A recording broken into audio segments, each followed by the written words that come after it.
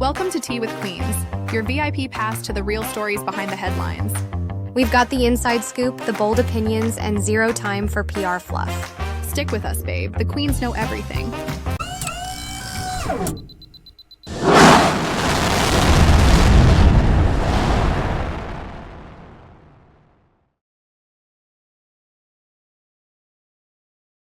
So, Kate Middleton and Prince William's new family mansion at Fort Lodge has really stirred up some chatter. Apparently, it forced two families to move out of their cottages in Windsor Great Park. Yeah, it's wild. Right. That's quite the headline.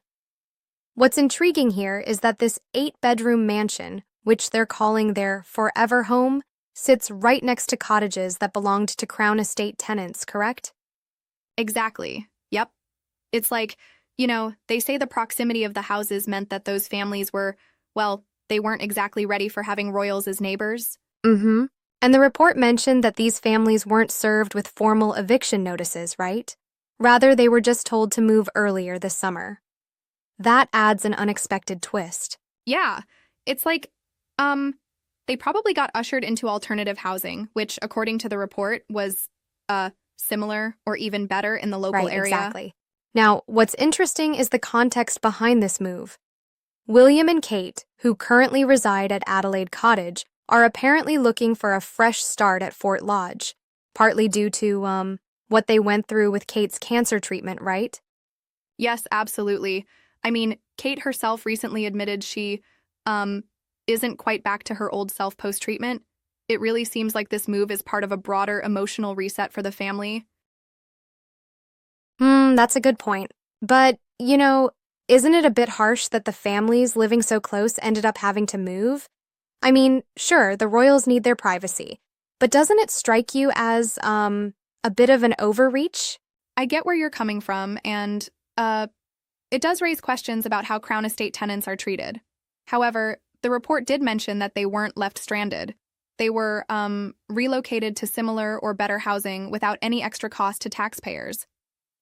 Yeah, that's something to consider. That's true. There's a sort of bittersweet side to it. Royalty getting a tailored, state-of-the-art home while others lose a piece of their familiar community. It really is like a double-edged sword. Exactly. And, it's like, when you're talking about the royal lifestyle, even perks like relocating tenants are managed with a certain level of finesse. Also, we can't ignore the financial angles here. The property is reportedly worth around $21 million. That's a massive investment, and it, reflects the scale of luxury they're stepping into. For sure, it's a big upgrade from their current residence, Adelaide Cottage, which they moved to for reasons like being close to the kids' school. This upgrade might offer them a space to, heal and start anew after some really tough times. Right. And it's fascinating to see how personal challenges, like Kate's health, can intersect with very public royal decisions. There's a lot of emotion and practical considerations in play. Yes, it is. It's like, they're blending the personal with the public in a unique way. Although I must say, I sometimes wonder if the narrative overshadows the real human impact on those families who had to move. Yeah, I see your point. Overall, though, it paints a vivid picture of modern royal life. A mix of opulence, obligation, and the unforeseen ripple effects on local communities. Right, exactly. True, it provides a lot to chew on, from property values to emotional resets. It's almost like a real-life drama unfolding in the heart of Windsor. Yeah, indeed. Well, this certainly gives us plenty to think about, from luxury real estate to social impact, all wrapped up in royal lifestyle decisions. Absolutely, it's a reminder that even the most majestic changes, can have very human consequences. Spot on. And that wraps up our dive into this intriguing royal narrative.